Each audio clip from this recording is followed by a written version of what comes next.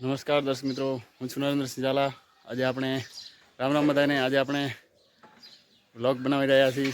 તો આજના દિવસમાં શું કામ કરવાનું છે તે તમને દેખાડીશ। અત્યારે ખાતર ભરી રહ્યો છું। ટોલી લગભગ ભરાઈ ગઈ છે, થોડીક બાકી છે અને હવે આગળ ટોલી નાખવા જવાનું નથી, કારણ કે આજે ખેડૂતોને મળવા જવાનું છે। ગાય આધારિત ખેતી અભિયાન જે ભુજ મંદિર દ્વારા ચાલુ છે, સ્વામિનારાયણ મંદિર દ્વારા। તો એના માટે ખેડૂત મુલાકાત કરવા જવાનું છે। તો આજે માંડવી કલ્યાણી પ્રદેશમાં ખેડૂત મુલાકાત માટે જશે। પહેલાં ખાતરની ટોલી આપણે અત્યારે ભરી છે, તો તે ભરીને મુલાકાત લેવા જશે, પછી આવીને ખાતર ફગાવશે। દિવસનું શિડ્યુલ લગભગ ફિક્સ છે, પછી ફોટોગ્રાફી માટે જવાનું છે। તો જોઈએ આજ કેવું કામ થાય છે।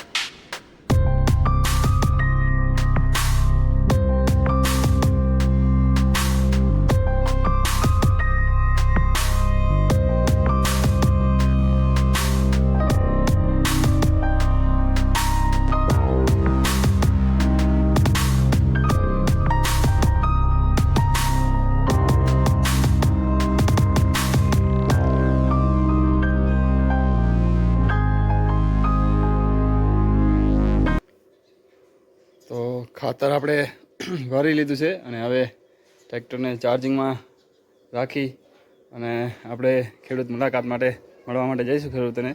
આપણી નવી બાઇક છે બાઉન્સ ઇન્ફિનિટી। તો એની બેટરી પણ ચાર્જિંગ થઈ રહી છે। બેટરી બહાર નીકળી આવે છે અને ચાર્જિંગ બહાર પણ કરી શકાય છે। તો ખૂબ સારું ઓપ્શન છે। તો હવે તે ચાર્જિંગ થઈ જાય એટલે આપણે નાહી ધોઈને નીકળીએ ખેડૂતને મળવા ગાય આધારિત ખેતી માટે।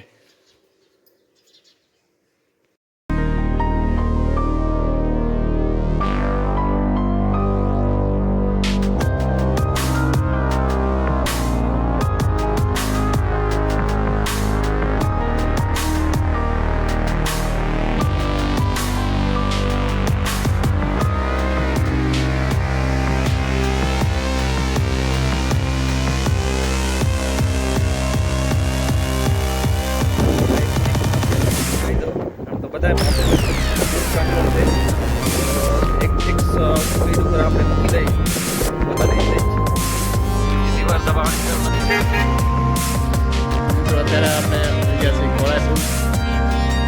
અહીંયાથી આપણે બીજા એક મારા મિત્ર જયદીપભાઈને મળશું અને એમની સાથે ખેડૂતોને મળવા જઈશું।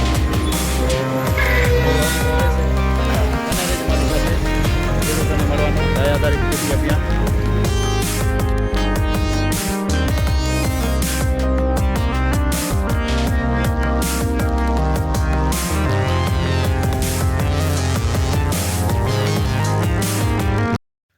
તો અત્યારે આપણે એક ખેડૂતની મુલાકાતે આવ્યા છીએ, દિનેશભાઈ કરીને છે, પિયાવા કોળાય વાડી વિસ્તાર।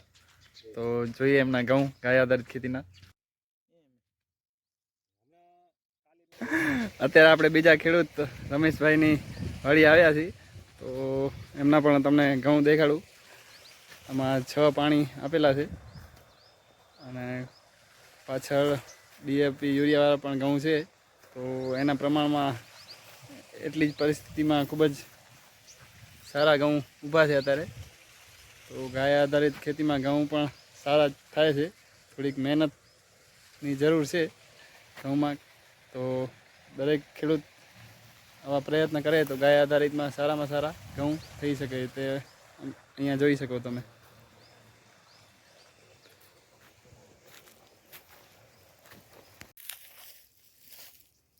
આ છે આપણે ગાય આધારિત ખેતીનો રાયડો।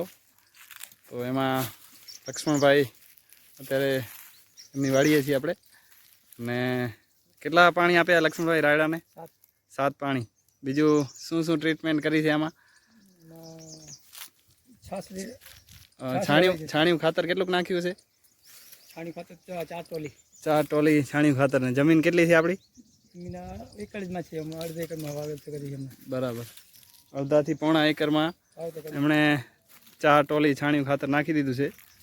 અને બીજું જીવામૃત ને એ બધું કાંઈ નથી નાખ્યું। બરાબર, છાસ છાસ નાખી 30 ને 30 60 ને 70 80 90 ને 100 120 લીટર જેવી. 120 લીટર જેવી છાશ આપી છે પાણી સાથે. અને સ્પ્રેમાં પેશાબ પાણી 50 લીટર પેશાબ. 50 લીટર ગૌમૂત્ર. હા, ગૌમૂત્ર. અને સ્પ્રેમાં શું કર્યું છે તમે? એમાં કાંઈ નથી કર્યું હાલમાં. કોઈ પણ સ્પ્રે કરવાની જરૂર પડી નથી. ના, કાંઈ નથી કર્યું. ને આ રાયડો તૈયાર છે વાટવા માટે. દાણા આખા ભરેલા છે. હવે ઘરો આવ્યો છે પણ હવે તો નુકસાન નહીં કરે, કારણ કે હવે તો વાઢવાની તૈયારી છે. એટલે ગાય આધારિતમાં ખૂબ સારું રિઝલ્ટ મેળવી રહ્યા છે. મુખ્ય તો દેશી ખાતર મહત્ત્વની વસ્તુ છે. આવી રીતે ગાય આધારિત અભિયાનમાં એક પુસ્તિકા પણ આપવામાં આવી છે, જેમાં બધું ડિટેલ લખવાની હોય છે. તો એમણે ખૂબ સારી રીતે મેનેજ કર્યું છે. તો આ અભિયાનમાં જોડાવા માટે તમે સંપર્ક કરી શકો છો. એના નંબર હું નીચે આપી દઈશ.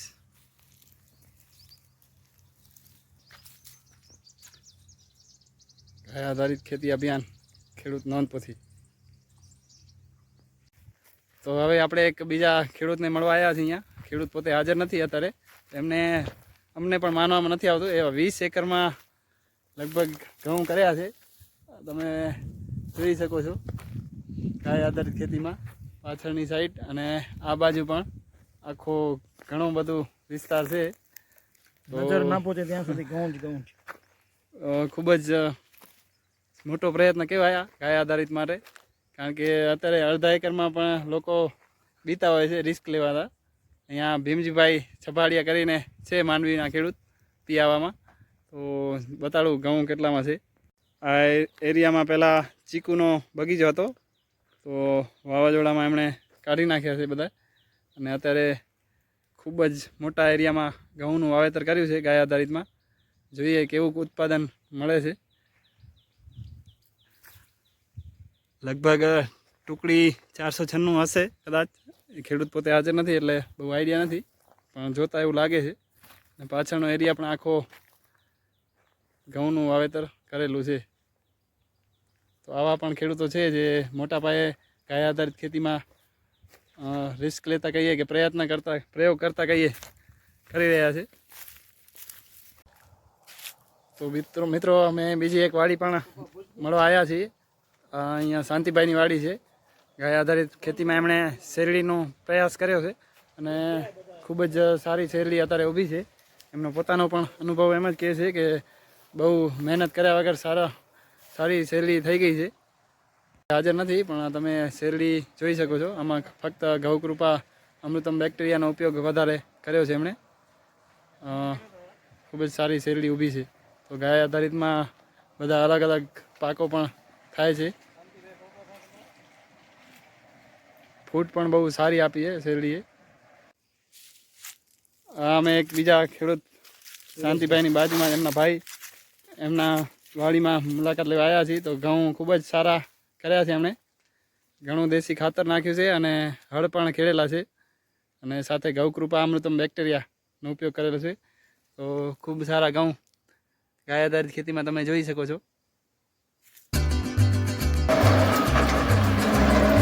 આપણે ઘરે પાછા આવી ગયા છીએ અને હવે ખાતર ફગાવવા જઈ રહ્યા છીએ.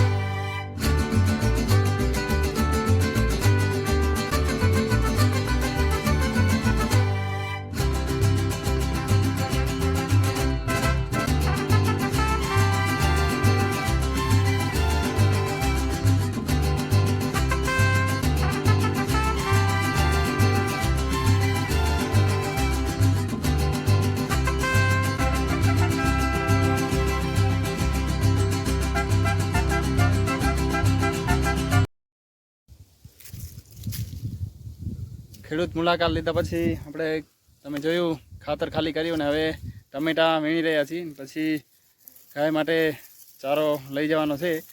તો આજનો દિવસ બહુ વ્યસ્ત છે અને હજી ફોટા પાડવા જવાનું બાકી છે. તો અત્યારે ટમેટાં ઉતારી છીએ અમે.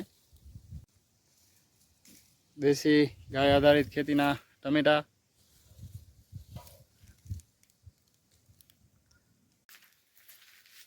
ટમેટા વીણ્યા બાદ હવે ગાયો માટેનો જે ગોવાત્રીનો ચારો છે તે અમે લઈ જઈ રહ્યા છીએ. ટ્રેક્ટરમાં ભરી છે ઇલેક્ટ્રિક.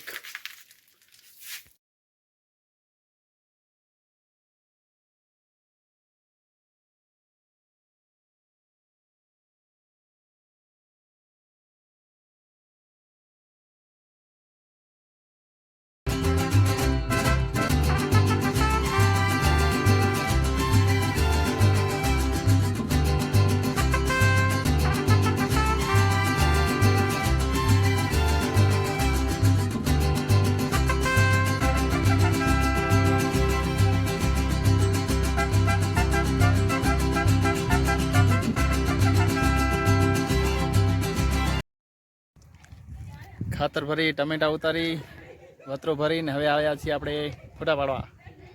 તો અત્યારે મહેંદીની રસમ થવાની છે ગામમાં, દીકરીના લગ્ન છે. તો આજે હવે મહેંદીના ફોટા પાડીશું આપણે.